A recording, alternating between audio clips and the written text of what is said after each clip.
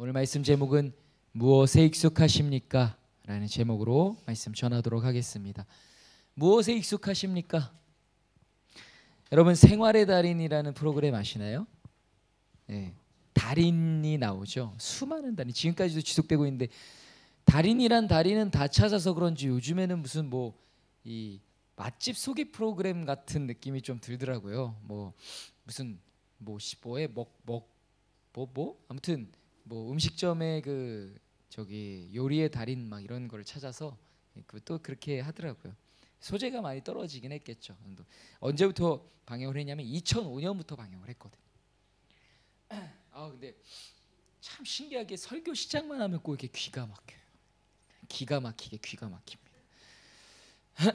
그래서 조금 양해를 부탁드립니다. 제가 좀 이렇게 코를 들이마시고 숨을 좀 헐적이더라도 양해를 부탁드립니다. 2005년부터니까 거의 20년 가까이 방영을 한 거예요. 소재도 많이 그렇게 됐을 거예요. 참 많은 달인이 있어요. 보면 대단해요, 그렇죠? 종이접기 달인, 박스 포장 달인, 참 사소하지만 포장의 달인 해가지고 막 그 공장에서 포장만 막 수십 년을 해오신 그 분이, 근데 오래 한 사람들은 꽤 있겠지만 정말 달인들이 있더라고요. 막 보지도 않고 타다다닥 해갖고 혼자서 이런 분들은 일당을 2배 3배 드려야 될 것 같은 막 그런 달인들이 있습니다. 반죽의 달인 해가지고 무게 재지 않고 그냥 반죽 뚝 떼서 하는데도 1g 차이도 안 나게 정확하게 딱 30g씩 그렇게 하지 않습니까? 우리 한참 또 유행했던 그 드라마 중에 그 재벌집 막내 아들, 거기서 그 회장님이 그 얘기하잖아요. 밥알 몇 개고 하잖아요. 그러니까 너는 지금 그 정도의 장인이어야 한다. 먹는 사람한테 물어봤구나. 어쨌든 그런 거 아닙니까? 초밥의 달인도 그렇지 않아요? 진짜 이 그람수를 정확히 따라서 대면 밥알 개수가 그만큼 맞는다는 얘기니까 그 달인이에요. 그게 진짜 달인입니다. 마스터예요. 영화로 마스터다. 나 이거 마스터했어 하잖아. 완벽하다는 거예요. 실수가 없다는 겁니다. 그게 달인이에요. 달인이 되기 위해서는 어떻게 해야 됩니까? 1년 만에 달인이 됐다라는 말 들어보셨어요? 1년이라는 시간도 짧은 시간은 아닐 거예요.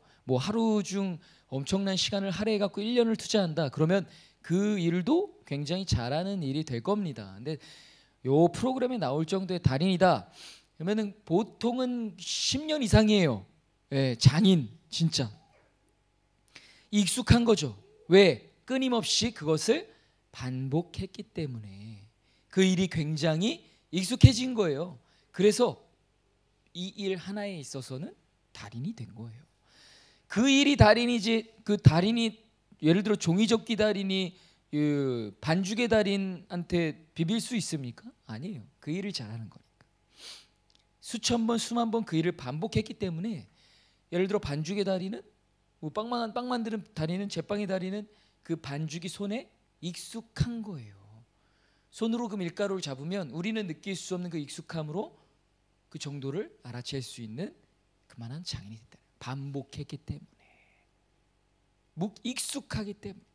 여러분, 장인은 그 일이 익숙합니다. 누구보다 그 일이 익숙하기 때문에 장인이라고 하는 거예요. 달인이라고 하는 겁니다. 여러분은 무엇에 익숙하십니까? 저는 오늘 오늘 본문 말씀 묵상하면서요, 이 익숙함에 대해서 묵상하게 됐어요. 나는 뭐에 익숙할까? 어느 또 불현듯 그런 생각이 드는 거예요. 뭔가를 굉장히 잘하는 사람, 나는 못하는데 남은 잘하는 일들이 있잖아요. 저 사람에겐 저 일이 참 익숙한 일이구나. 나는 익숙하지 않아, 낯설잖아요. 나한테 익숙한 일은 또 내가 잘해요. 나는 그래도 목사니까 그래도 남들보다 설교는 잘할 거야. 지나가는 사람 딱 붙들어갖고 설교 한번 대결합시다 하면은 내가 그래도 잘할 거 아니에요. 붙들었는데 막 이찬수 목사님이진 않을 거니까. 그래요. 무엇에 익숙할까요, 우리는?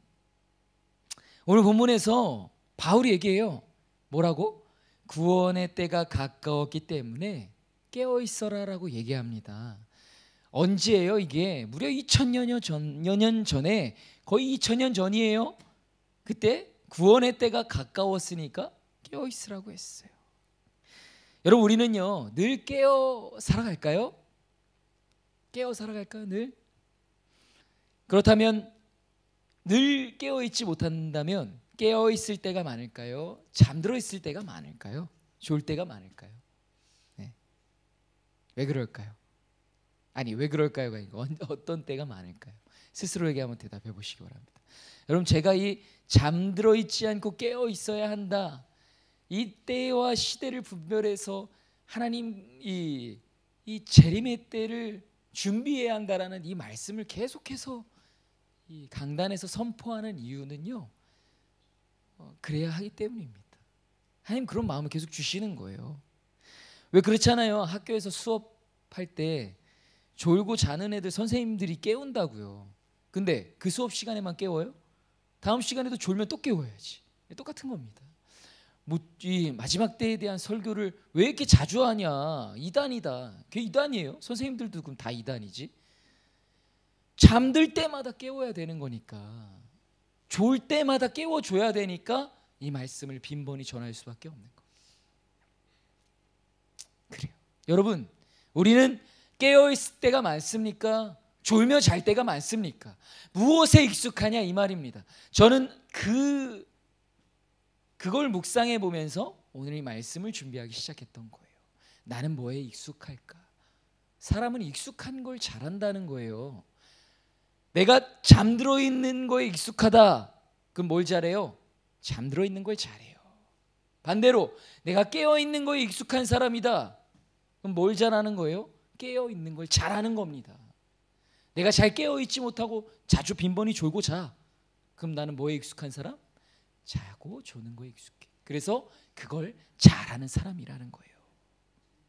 여러분, 졸며 자는 거에 익숙해서 그걸 잘하는 사람이 되면 안 돼요. 그리스도인이라면 모름지기, 혼인잔치에 들어갈 준비를 하는 신부들이라면 모름지기 깨어있는 것에 익숙해야 되고요, 깨어있는 것을 잘해야 된다는 사실입니다. 오늘 이 말씀을 함께 나누며 우리는 이 마지막 때에 깨어있는 것에 익숙하여서 깨어있는 것을 잘하는 우리 주님의 성도들이 다 될 수 있기를 주님의 이름으로 축원합니다. 아멘. 여러분, 이 시대가 지금 어떤 시대입니까?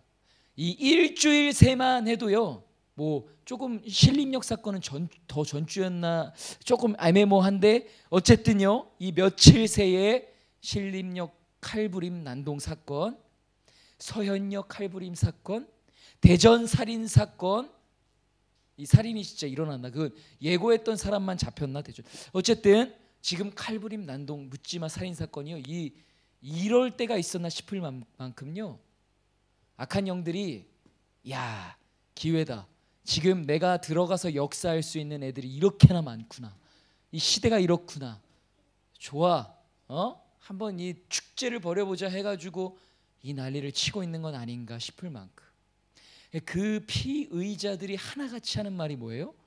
힘들었어요 하는 거예요. 힘들었대요. 그 마음을 이용하는 거예요. 지금 이 시대 힘들지 않은 사람이 어디 있습니까? 지금 이 사회, 이 국제 정세, 지금 이 시대는요, 힘들지 않은 사람이 없어요. 여러분, 우리는 시야가 생각보다 편협합니다. 왜? 우리가 전해 듣고 사는 소식은요, 이 언론이 전부예요, 사실. 예? 이게 전부라고요. 여기에서 여과되고 필터링된 세상을 우리는 보고 있는 것뿐입니다. 정말 이 사회는요, 살기 힘든 시대, 그 마음을 노리고 그 마음에 그 분노를 일으키고, 사회에 대한 분노, 세상에 대한 분노. 왜? 내가 힘든 건 내 잘못이 아니야. 그 마음을 교묘하게 사탄이 이용하는 겁니다. 아이, 모르겠다, 지금도 죽을 것 같은데 그냥 이 분노나 표출하고 죽어버리자, 그 마음을 이용하는 거 아니겠어요? 사람의 일이 아니에요. 악한 영들의 일이지. 지금 그런 시대, 이런 시대라는 거예요. 정말 진짜 맨몸으로 어디 다닐 수 있겠어요? 방검복이라도 사갖고 입고 다녀야 되는 거 아닙니까? 언젠가는 우리나라도 이제 총기 소지 막 합법화해야 되는 거 아닙니까? 막 이런 얘기 나오지 않겠어요? 우리를 그러면 또 어떤 일이 나요? 이제는 총 들고 다니면서 난리 나는 거예요. 미국 꼴 나는 겁니다. 거기는 진짜 장난감 총이라도 이렇게 탁 갑자기 꺼내잖아요. 그럼 다 뭐 걔들은 교육을 받잖아요, 학교에서. 총기 소리가 들리거나 막 이런 일이 있다 그러면 바로 그 방어 자세를 취하거나 엎드립니다. 그게 왜? 진짜 그 나라는 언제 총이 나와가지고 이게 총성이 들릴지 모르는 나라니까. 여러분, 우리나라는 그래도 이 치안이 좋다 하는 나라예요. 그런 나라인데도 지금 이런 일들이 일어나고 있잖아요. 점점 더 그럴 겁니다. 점점 더 세상은 그렇게 변해갈 거라고요. 뭐 이전에도 악했다, 뭐 이전에도 남색하고 호색하고 음란했고 죄악이 관영했다, 맞아요. 근데 점점 더 악은 깊어져 가고 진해져 가고 더 관영해 가요. 덜해지지 않아요. 절대 그렇지 않다라는 거예요. 지금 그런 시대예요. 또 어떤 시대입니까? 죄가 관영해서 그런지 아니면 뭐가 먼저인지, 뭐 닭이 먼저인지 알이 먼저인지 하는 문제인 것 같아요. 진리가 명확하지 않은 시대라는 거예요. 혼란한 시대예요. 누구에게조차? 이 교회에조차, 그리스도인들에게조차 진리가 명확하지 않은 시대. 요새 그런 말 들었었어요? 외계 생명체의 존재에 대해서 미국에서 실제로 인정했잖아요. 어떻게 생각하십니까? 진짜 있나 보다 싶어요. 하나님이 성경에는 기록은 안 해두셨는데 저기 진짜 다른 은하계의 어떤 행성에 또 이 사람을 지으셔서, 아니 거기는 또 무슨 외계인을 지으셔서 뭐 이런 겁니까? 그쪽 성경이 있어요? 어떤 은하 성경, 여기 뭐 이쪽 은하 성경 뭐 이게 있습니까? 저는 그렇게 생각하지 않습니다. 저는 그렇게 생각하지 않아요. 이 세상에 우리를 미혹하고 흔들 수 있는 장치가 많다고요. 예? 장치가 많아요. 이거를 제가 뭐 과학적으로 뭐 논리적으로 근거를 들어서 뭐 그렇게 할 필요를 못 느껴요. 그래야 돼요? 그럴 필요가 없어요. 예.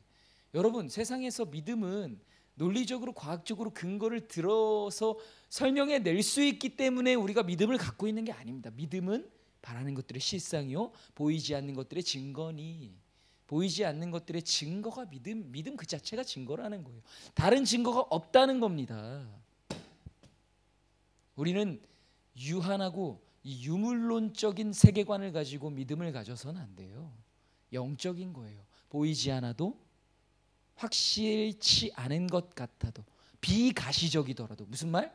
가시적이다는 건 볼 수 있다는, 비가시적이다 볼 수 없는 것이더라도. 왜? 사람은 본 걸 확신한다고요. 그러나 보지 못하는 것을 확신할 수 있는 게 뭐예요? 믿음이라는 거예요. 외계 존재의 생명체에 대해서 눈앞에 갖다 줘도 믿으면 안 된다는 거예요. 아시겠어요? 그게 날조되고 조작된 건지는 어떻게 할 건데? 예? 미국 국방성이 얘기하면 다 진리예요? 걔들이 진리입니까? 진리예요? 아니에요. 우리에게 진리는 무엇입니까? 성경입니다. 이것만 따라가시면 돼요. 예. 그거 제가 책임질게요.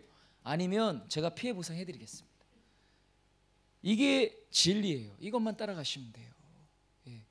뭐 UFO가 그래, 확인되지 않은 비행 물체가 뭐 찍혔었고, 예전에 뭐 영상들을 자꾸 이렇게 하는데 한 번이라도 그게 정확하게 막 진짜 눈앞에 드러나고, 아니면 아니면 진짜 뭐 걔들이 드러내지 않는 게 당연하다라고 그러는데 그건 또 누구 생각인데?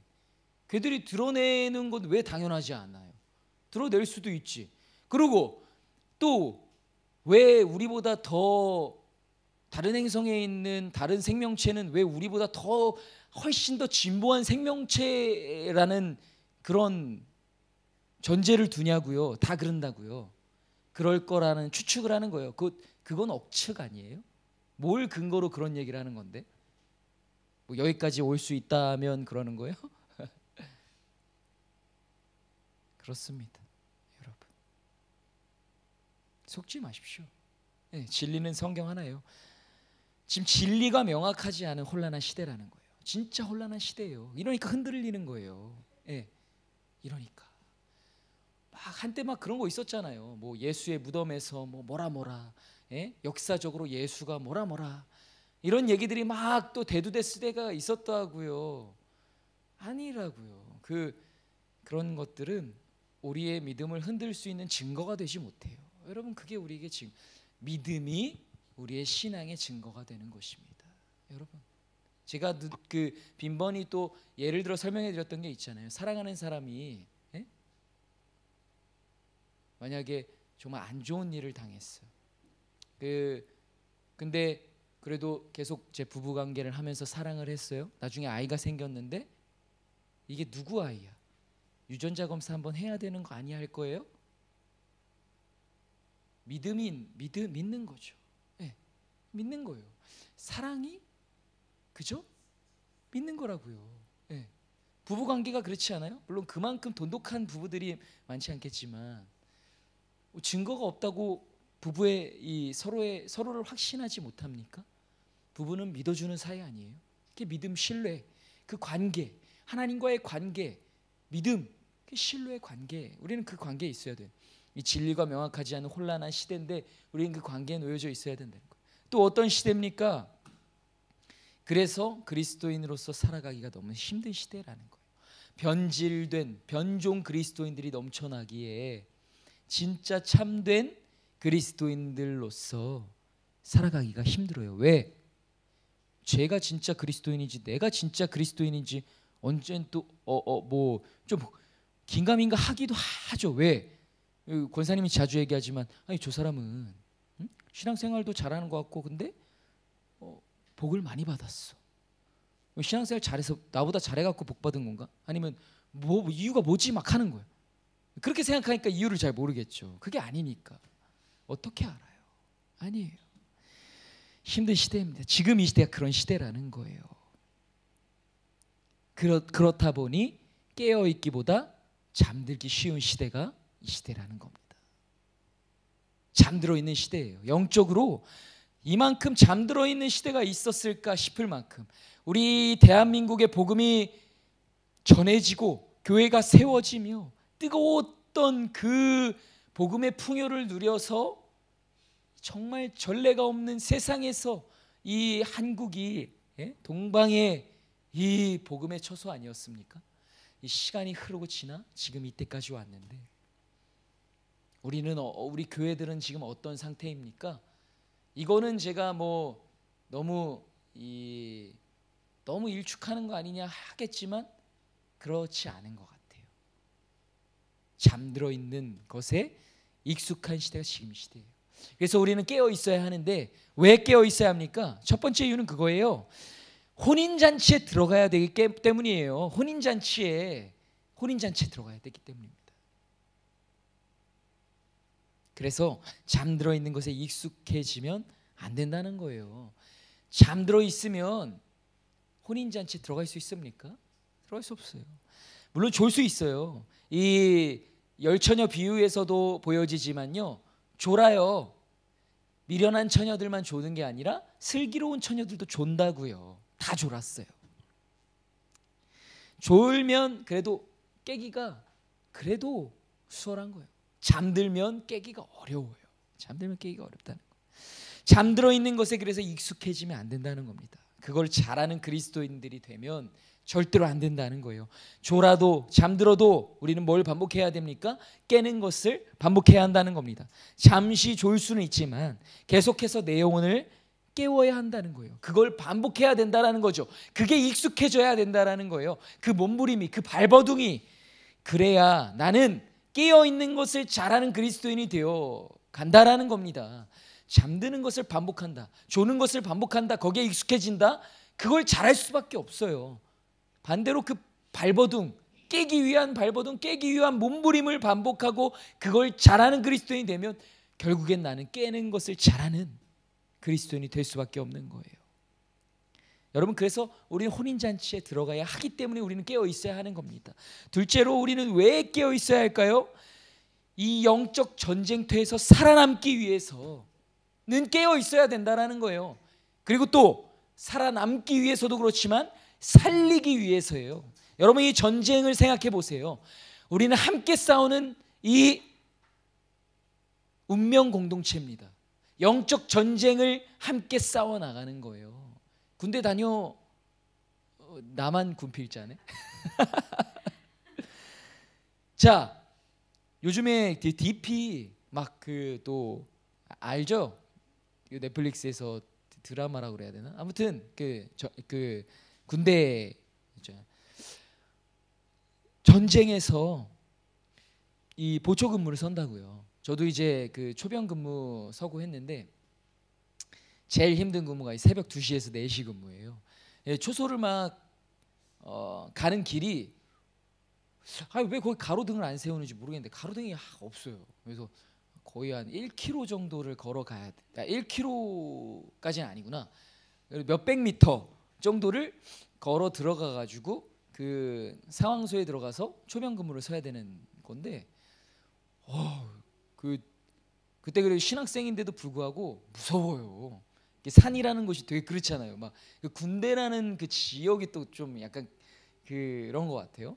막 쭈뼛쭈뼛합니다. 갈 때마다 막 찬양하고 막 기도하면서 막 가고 거의 초소에도 또 저희는 그 작전 혼자서 작전을 수행할 수 있는 또 저기여서 그 작전지에 혼자 투입이 돼서 그쪽 사이트는 혼자 보초를 서요. 그러면 그렇다고요. 근데도요, 그 익숙해지잖아요. 그러면은 이거 이렇게 얘기하면 안 되는데 초병 서다가도 졸려요. 잠이 온다고요. 그런 상황에서도 근데 진짜 전시라고 생각해 보세요. 잠들면 어떡해요? 졸면 어떡해요? 끝나는 거예요. 내가 죽고 사는 거는 문제도 아니에요. 내 전우가 죽는 거예요. 내 이 부대가 섬멸되는 겁니다. 내 나라가, 내 민족이 전쟁에서 질 수 있는 거예요. 여러분, 이 영적 전쟁에서 반드시 살아남으려면요, 깨어 있어야 된다라는 거예요. 깨어서 내가 살고 내 전우를 살리고 살려야 한다는 거예요. 내 교회를 살리고 내 민족을 살리고 하나님의 나라를 살리려면 우선은 내가 깨어 있어야 한다는 거예요. 여러분, 우리 육신은 충분한 잠을 통해 몸을 회복해야 해요. 그래서 육신은 반드시 자야 됩니다. 잠이 필요해요. 그런데 영은요, 영은 잠이 필요 없어요. 안 자도 돼요. 자지 않아도 돼요. 쉴 필요가 없어요. 아니, 쉬면 안 된다는 거예요. 자면 안 되는 게 우리의 영입니다. 내 몸은 자더라도 내 영은 늘 하나님 향해서 신경을 곤두세워야 한다는 거예요. 오늘날 더욱 그렇다는 겁니다. 왜 그럴까요? 왜냐하면 바울의 고백과 같이 구원의 때가 가까웠기 때문입니다. 로마서 13장 11절 말씀, 또한 너희가 이 시기를 알거니와 자다가 깰 때가 벌써 되었으니 이는 이제 우리의 구원이 처음 믿을 때보다 가까웠습니다. 아멘. 주목해야 할 단어가 뭐냐? 바로 벌써라는 거예요. 벌써. 자다가 깰 때가 벌써 되었으니. 이게 뭐냐? 바울이 왜 벌써라는 말을 썼냐? 그 시기가, 깨야 되는 시기가, 주님의 재림의 때가 생각보다 빨리 왔다라는 거예요. 바울이 그렇게 고백하는 겁니다. 주님 가신 지 지금 뭐 몇십 년, 아니요. 그 당시에요. 바울이 얼마 되지 않았을 때예요. 근데 그때도 지금 벌써 그 구원의 때가 왔다라고 하잖아요. 그리고 얼마가 지났습니까? 2000여 년이 지난 거예요. 당시 바울은 실로요, 임박한 종말론을 그의 서신서에서 나타내고 있어요. 종말이 임박했다라는 거예요. 왜 그랬을까요? 당시에 그 임박한 종말론이 필요했겠죠. 왜요? 정말 주님의 재림의 때가 가까워야 복음이 급속도로 퍼져나갈 수가 있는 거 아닙니까? 네. 한 2000년 정도는 시간이 괜찮아, 널널해 하면 그러면 좀 이따 믿지 뭐. 믿음이 좀 덜 깊어도 되지 뭐 하지 않겠어요? 저는 그런 필요가 있었을 거라고 생각을 합니다. 당시에. 그런데 지금 2000년이 지났다고요. 그럼 지금은요.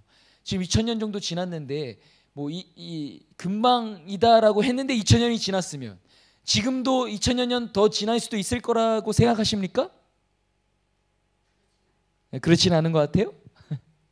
저도 그렇진 않은 것 같아요. 베드로후서 3장 8절이에요. 사랑하는 자들아, 주께는 하루가 1000년 같고 1000년이 하루 같다는 이가 한 가지를 잊지 말라. 보세요. 우리가 느끼기엔 뭐 10년이든 몇 년이든 아니면 며칠이든 그것과 이 2000년이라는 세월을 비교한다고요. 이거는 꽤 정말 너무 긴 세월인데 싶지만 하나님께서는 하루가 천날 같고 천날이 하루 같고 천년 같고 하루 같고 그냥 그 시간의 길고 짧음이 우리 기준 자체와 너무나 다른 거예요. 그래서 주님이 곧 오시겠다라고 말씀하심이 우리 수준에서 곧 오실 거라고 생각되면 안 됩니다. 그 말인즉슨 뭐예요? 바울의 말과 똑같은 거예요. 곧인 거예요. 뭐라고 말하면 됩니까? 언제인지 알 수가 없는 거예요. 지금일 수 있다라는 겁니다. 지금이 예배를 마치고 나가는 순간일 수도 있다라는 거예요. 가능성이 충분하다는 거예요. 뭐 2000년이 지났으니까 지금이 더 충분하겠지? 아니, 그냥 그때나 지금이나 예수 그리스도께서 승천하시고 재림의 카운트다운이 시작된 이후로부터 동일하게 언제 주님이 오셔도 모를 그 임박한 종말이 지금이나 그때나 똑같다라는 거예요. 여러분, 그걸 우리는 깨달아야 합니다. 뭐 그래도라는 생각들이 분명히 다 있어요. 지금은 아닌 거, 그래도 그렇게 빨리 아닌 것 같은. 어떻게 하는 거예요 도대체? 뭘 보고? 예? 진짜 막 여기가 완전 세기말과 같은 막 사람들이 막 다 튀어나와고 한국에도 막 난동 부리고 뭐 이 정도는 돼야 이제 진짜 주님이 뭐 이렇게 생각하는 거예요? 그렇지가 않아요. 누가 정했어요? 그렇지가 않다는 거예요. 왜요? 어떻게 할 수 있어요? 주님이 어떻게 오신다 그랬기 때문에 도적같이 밤중에 몰래 모르는 거라요. 모를 때 온다라는 거. 그래서 늘 깨어있기를 힘쓸 수밖에 없는 거예요. 잠시 졸 수 있겠지만 신랑이 왔다라는 소식을 들었을 때 그 잠을 깨어 신랑을 맞아야 된다라는 거예요. 그래서 우리는 이 깨는 일에 익숙해야 한다는 겁니다. 잠드는 일에 익숙해지면 늘 졸아요. 늘 자요. 우리 영이 그 익숙한 거예요. 막 깨어서 충만하게 정말 막 그렇게 살아가다가 자주 빈번히 또 조는 것 같고 또 잠든 것 같고 내 영혼이 막 칙칙해지고 막 그 상태가 또 막 계속 빈번히 반복된다? 나는 거기에 너무 익숙한 거예요. 깨는 일에 익숙해야 됩니다. 깨어 사는 일에. 쉽지 않아요. 그러려면 어떻게 한다고요? 익숙해지려면 반복해야 된다. 저절로 깹니까? 저절로 잠이 달아나요? 아침에 사랑이 깨우는 게 아주 쉽지 않아요. 예. 혼자 못 일어나요. 예. 스스로 깰 수 있어야 하는데요. 우리는 제가 한 번씩 이렇게 깨워드리잖아요. 주님이 깨워 주시겠죠? 깰 수 있어요. 내가 지금 잠들어 있고 조는구나. 지금 막 졸음이 오는구나. 깨려고 해야 되는 거예요. 반복해서. 그래야 거기에 익숙해지고요. 나는 깨는 일에 능숙해지는 사람이 되는 겁니다. 그리고 여러분, 깨는 일도 중요해요. 근데 뭐가 더 중요하냐? 보세요. 열 처녀 비유에서 보세요. 슬기로운 처녀들도 그렇고 미련한 처녀들도 그렇고 다 졸았어요. 슬기로운 처녀들은 졸지 않았다 하지 않았다고요. 다 졸았어요. 근데 신랑이 왔다는 소식을 듣고 다 깬 거예요. 미련한 처녀들도 깼어요. 근데 뭐가 문제였어요? 기름이 없네. 여러분, 깨는 일도 중요한데요. 중요한 게 뭐예요? 기름을 준비해야 된다는 겁니다. 기름을. 그냥 뭐 깨면 뭐 할 건데요? 그 혼인 잔치를 준비해야 된다는, 기름을 준비한다는 건 그예요. 혼인 잔치를 준비해야 된다. 여기서 뭔가를 준비해야 된다. 이 시기에 뭔가를 준비할 게 있다라는 거예요. 그래야 등불에 불을 붙여서 어둠을 밝히고 신랑과 함께 혼인 잔치에 들어갈 수가 있다라는 거예요. 안 그런 그 문이 닫힙니다. 기름을 준비하는 게 뭘까요? 여기 많이 설교했고 많이 묵상했고 많이 나눴는데 제가 이번 묵상을 하면서 새로운 깨달음이 있었던 것 같아요. 여러분, 기름을 준비한다는 게 뭐냐? 첫째로 이거는요, 신랑을 맞을 준비를 한다는 겁니다. 신랑을 맞을 준비를 한다는 거예요. 그냥 신랑이 오시는 거를 기다렸다가 그냥 맞는 게 아니에요. 여러분, 신부는요 신랑을 맞을 준비를 해야 되는데 어떤 준비를 할까요? 결혼할 때 신부가 신랑의 신부가 되기 위한 준비 뭐래요? 단장을 하죠. 또 뭐래요? 뭐 신부 수업을 하지 않겠어요? 신랑에게 맛있는 음식을, 요즘에는 이게 말도 안 되는 이런 얘기하면 아마 우리 여자 성도분들도 그렇게 생각할 수 있어요. 저 목사님은 왜 이렇게 남성주의적이야 하는, 그래서 제가 지금 진리가 혼탁하고 명확하지 않다 그런. 물론 이제 자꾸 이야기가 새는데 남자 여자가 맞벌이를 하면 둘 다 살림을 해야죠. 저는 그 당연하다고 생각합니다. 예. 그런데 뭐 그게 아니라면 남편 아침에 나갈 때 맛있는 식사 챙겨줘야 되는 거 아니에요? 네. 저는 그래야 된다고 생각합니다. 남편이 나가서 열심히 일하면 아내는 또 집에서 이렇게 왜 얘기가 이렇게 가냐? 어쨌든 신랑을 맞을 준비를 신부가 단장을 해야 된다는, 단장을 해야 돼요. 맞을 준비를 해야 된다는 거. 아무 준비 없이 혼인잔치 결코 들어갈 수 없다는 거예요. 기름을 준비해야 된다는 거예요. 기름을. 여러분 단장. 이따가 이제 로마서 말씀에서도 분명히 얘기하죠. 어둠의 옷을 벗고 단정히, 낮에와 같이 단정히 예수의 옷을 입고 단정하라는 단장. 깨어서 신랑을 맞을 준비를 해야 된다는 거예요. 예, 그게 바로 기름을 준비하는 겁니다.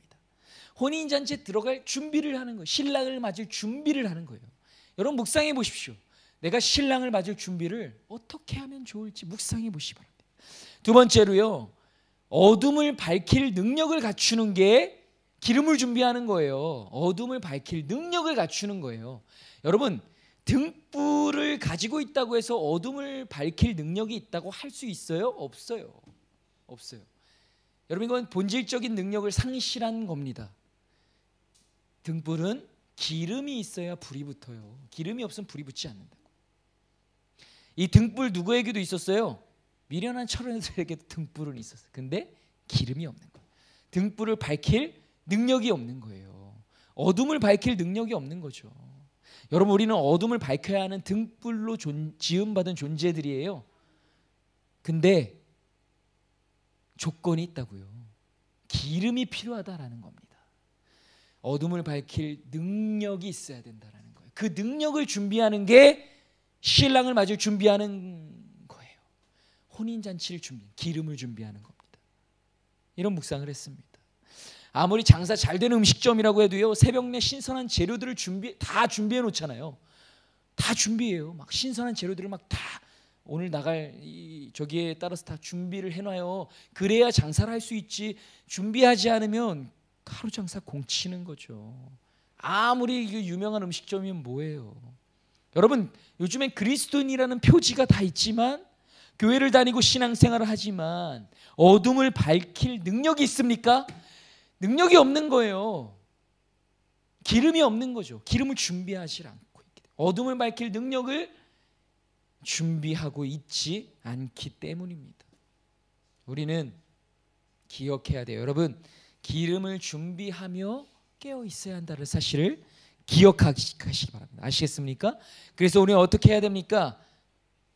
첫째로 우리는 이 로마서 본문을 통해서 보면, 첫째로 우리는요 어둠의 일을 벗고 빛의 갑옷을 입어야 한다는 거예요. 로마서 13장 12절 말씀입니다. 같이 읽어볼까요? 시작. 밤이 깊고 낮이 가까웠으니 그러므로 우리가 어둠의 일을 벗고 빛의 갑옷을 입자. 여러분 올해 사랑을 이루는 교회 가운데 제가 강조드렸던 게 바로 빛입니다. 빛. 우리는 이 빛과 어둠에 늘 주의를 기울여야 돼요. 빛과. 김사랑 씨 말 안 들으면 혼내주셔요. 예배 방해하면 안 됩니다.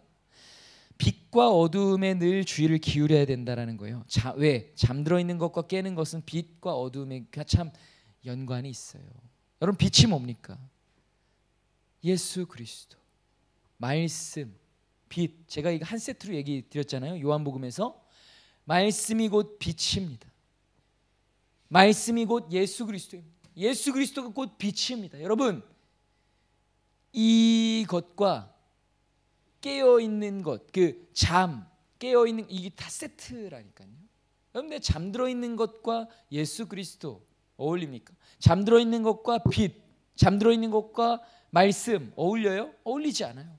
깨어있는 것과 빛, 깨어있는 것과 예수 그리스도, 깨어있는 것과 말씀, 여러분 이게 궁합이 맞는 거예요. 그렇다는 겁니다. 극지방에 가면요 백야 현상이 있어요. 그래서 뭐 하지나 동지, 북극이면은 아마 하지가 백야 현상이 있을 거고요, 남극이면 동지에 이제 백야 현상이 있는 거예요. 반대로 극야, 백야 현상이 뭔지 알죠? 낮이 엄청 긴 겁니다. 실제로 막 그 12시, 새벽 2시 막 이래도 막 날이 밝아요. 그래서 거기는 암막 커튼이 필수예요, 잠들려면. 극야 현상도 있어요. 어둠이 긴 겁니다. 밤이 길어요. 여러분 그리스도인들이 이 계절에 따라, 그렇잖아요. 1년이라는 이 계절에 따라 백야와 극야를 계속 왔다 갔다 하는 거예요. 오래 깨어 있다가 또 오래 잠들어 있다가. 여러분 그리스도인이라면요 백야와 극야를 극명하게 오가는 존재가 되어서는 안 됩니다. 늘 깨어 있어야죠. 늘 계속 빛 가운데 거해야 돼요. 빛이신 예수 그리스도 안에 거해야 된다는 겁니다. 이 빛은요, 오늘 특별히 빛의 갑옷이라고 바울이 표현하잖아요. 빛은 갑옷. 뭐예요? 방어구예요. 온전한 방어구예요. 빛에 있으면 어둠이 못 들어오는 거죠. 그래서 우리가 빛이 뭐예요? 예수 그리스도, 곧 말씀. 매일매일 말씀의 등불을 켜 밝혀내는 이유가 뭡니까? 들어오지 못하게, 어둠이 틈타지 못하게, 빛이 밝혀지지 않은 그 어둠 그 한 틈을 노려 들어오는 게 바로 어둠입니다. 악한 영들이에요. 거길 치고 들어오는 거예요. 말씀의 빈자리를 치고 들어오는 거예요. 내가 말씀에 집중하지 못할 때, 예수 그리스도에게 집중하지 못할 때 그 마음의 한켠에 그 빈자리를 치고 들어오는 겁니다. 늘 말씀에 집중되어 있으면 이 예수 그리스도 빛, 이 가운데 우리가 집중하고 이 가운데 거하여 살아가면, 이 말씀을 붙들고 살아내면 우리는 극야 현상에 이르지 않을 수 있다라는 거예요. 그래서 이 말씀이 중요해요. 우리 가운데 기록해 두신 이 성경의 말씀이 중요하다고. 이 말씀 얼마나 다행입니까 여러분. 얼마나 다행이에요. 정말 다행이에요. 자, 둘째로 어떻게 해야 합니까? 단정히 행하라는 거예요. 행실을 바르게 하라는 거죠. 로마서 13장 13절이에요. 같이 있습니다. 시작. 낮에와 같이 단정히 행하고 방탕하거나 술 취하지 말며 음란하거나 호색하지 말며 다투거나 시기하지 말고. 아까 뭐라고 말씀드렸어요? 기름을 준비하는 게 뭐냐? 신랑을 맞을 단장을 하는 건데, 단장하는 거예요. 낮에와 같이 단정히 행하라는 겁니다. 그리스도인들은 행실을 바르게 해야 돼요. 여러분 이 성령 충만하다를 우리가 오해한 게 뭔지 아세요? 막 예전에 그 성령 충만해갖고 막 기도를 막 엄청 막 충만하게 하고 매일 막 몇 시간씩 기도하고, 근데 참 그럴 수 있는가 싶은데, 그런데 삶이 막 그런 사람들이 많이 대두가 돼서, 그런 지도자들이, 그렇죠? 예? 막 앞에 나와서 집회 막 이끌어 나가고 막 병자들 치유하고, 근데 뒤에 가갖고 음란한 거예요. 그게 어떻게 가능할까 싶었지만 단정히 행해야 된다는 거. 예, 단정히 행해야 돼. 방탕하거나 술 취하지 말고 음란하거나 호색하지 말고 다투거나 시기하지 말고 단정해야 돼요. 그리스도인은 모름지기 단정해야 됩니다. 그런 단정한 신부로 준비되어야 한다는 거예요. 그래 그리스도, 우리의 신랑 되신 그리스도를 맞이할 준비를 해야 한다는 겁니다. 늘 여러분 말씀은요 이 행함으로 귀결돼요. 말씀 묵상으로 끝나는 거 아니에요. 깨닫고 끝나는 게 아니라는 거예요. 이대로 살아내기 위해서 무던히 애쓰고 몸부림쳐야, 이 행함이 있어야 반석 위에 굳게 세워지는 겁니다. 그렇잖아요. 말씀을 행하는 자는이에요. 말씀을 주야로 묵상하는 자가 아니라 말씀을 행하는 자는 그 집을 반석 위에 지은 집과 같으니 행하는 자라고요. 여러분 단정히 행하십시오. 말씀대로 단정히 살아가기 위해, 행하기 위해 노력해야 됩니다. 이 목사도 반성합니다. 운전하다 보면 막 진짜 너무 심각한 사람들이 너무 많아서 막 속으로 진짜 한 대 쥐어받고 싶다 하는데, 그 마음도 좀 온유한 마음으로 품어내고. 예. 물론 이제 저는 낄 만한 사람들은 잘 껴줘요. 근데 얌체 같은 사람들은 진짜 껴주기 싫거든요. 운전하다 보면 또 그런 사람들도 불쌍히 여길 줄 아는 그 온유한 성품으로 마음으로 단장하고 여러분, 우리는 이렇게 단장되어 나가야죠. 예. 나에게 해를 가하는 사람에게도 자비를 베풀 수 있는 그 온유함으로 단장해 나가야 된다라는 겁니다. 우리 입술을 조심하고 늘 입 밖으로 아름다운 말들을 낼 수 있는, 여러분, 누가 봐도 야, 이 사람은 진짜 그리스도를 닮은 그리스도인이구나 라는 모습으로 우리는 그렇게, 남자든 여자들은 참 좋겠어요. 신부라는 게 와닿잖아요. 남자들은 좀 징글징글한 느낌이 좀 들기도 해요. 물론 이제 예수 그리스도의 신부가 되네, 신부의 막 이런 느낌이 아니니까 그래요. 우리는 신부로서 단장해 나가야 된다. 마지막으로 우리는 무엇 해야 됩니까? 주 예수 그리스도로 옷을 입어야 된다는 거예요. 로마서 13장 14절 함께 읽겠습니다. 오직 주 예수 그리스도로 옷 입고 정욕을 위하여 육신의 일을 도모하지 말라. 뭐라고요? 예수 그리스도로 옷 입고 정욕을 위하여 육신의 일을 도모하지 말라.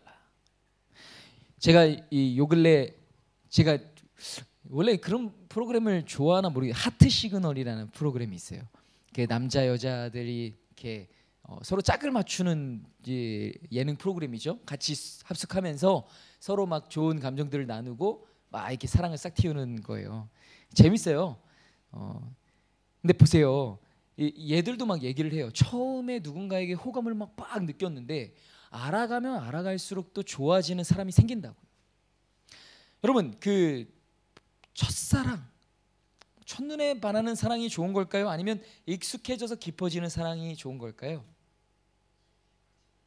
뒤에가? 저는 이렇게 생각합니다. 첫눈에 빡 해가지고요, 그 사랑을 계속 태워나갈 수 있는 사랑. 완전 완벽한 사랑이죠. 근데 그리스도를 향한 사랑은 그런 완벽한 사랑이었으면 좋겠다라는 거예요. 근데 그게 아니라는 거를 주님도 아세요. 그래서 뭐라고 그러세요? 첫사랑을 기억하라. 야, 첫사랑이 다시 될 수는, 그 정도는 힘든 건 나도 알겠으니까 기억해봐. 그러면 다시 타오를 수는 있지 않을까? 첫사랑을 기억하라. 그 사랑을 유지하는 게 참 쉽지가 않아요. 기억하라는 거죠. 부부는 그렇게 살아가는 거 아닙니까? 지금까지 막 뜨거운 설레는 그 연애 때 그런 사랑은 아닐 겁니다. 그러나 그 기억을 가지고 있는 거죠. 아, 한때 내가 정말 뜨겁게 사랑했던 사람이구나. 물론 지금은, 예전에는 막 발가락에 그 묻은 먼지 티끌도 사랑스러웠다면 지금은 뭘 해도 왼수 같은 그런 부부들로 살아가는 사람들이 많이 있지만, 그래도 불구하고 그 기억을 가지고 그때를 회복해 나간다는 거예요. 여러분, 그 주님과의 그 추억을 생각하십시오. 그 사랑을 잃지 않으려고 오직 예수 그리스도 옷을 입고요, 정욕을 위해 육신의 것을, 이 세상의 것을 도모하고 사랑하지 바람 피는 거예요. 주님과의 사랑을 도모하고 주님과의 사랑을 더 지피우기 위해 애를 써야지, 세상의 일을 계속해서 도모하고 정욕을 위해서 다른 세상을 사랑하는 거 아닙니까? 그 사랑을 계속해서 바람 피우는 거예요. 그걸 도모하지 말라는 겁니다. 그래서 제가 이것을 사랑으로 풀었어요. 오직 하늘의 것을 바라야, 오직 하늘의 것을 사랑해야 우리는 결국, 여러분, 이 마지막 때에 깨어있는 것에 익숙한 사람들로 살아갈 수가 있을 것입니다. 말씀을 맺겠습니다. 구원의 때가 가까운 지금 우리는 슬기로운 처녀들과 같이 깨어서 기름을 준비해야 합니다. 기름을 준비해야 합니다. 여러분, 무엇에 익숙하십니까? 육신의 일을 위해, 정욕을 위해 세상의 것을 도모하는 것에 익숙하십니까? 무엇에 익숙하십니까? 잠들어 있는 것에 익숙하십니까? 무엇에 익숙하십니까? 여러분, 우리는 깨어있는 것에 익숙해야 합니다. 그것을 잘해야 합니다. 하늘의 것을 도모해야 합니다. 첫사랑을 기억하고 하나님 향한 그 사랑을 다시 한번 태워내는 일에 그것을 반복하고 익숙해지고 그것을 잘하는 사람들이 되어야 돼요. 그런 교회가 되길 소망합니다. 함께 기도합시다. 오늘 들은 말씀 기억하시면서 구원의 때가 가까이 왔음을 믿습니다. 언제 주님 다시 오실지 알 수 없어요. 그래서 더 깨어 있기를 열심히 해야 합니다. 그것을 반복해야 돼요. 우리 사랑을 이루는 교회 모든 성도들이 다 그와 같은 성도들이 될 수 있도록 하나님 도와주시옵소서라고 우리 함께 기도하며 나아갑시다. 하나님 감사합니다. 주님 감사합니다.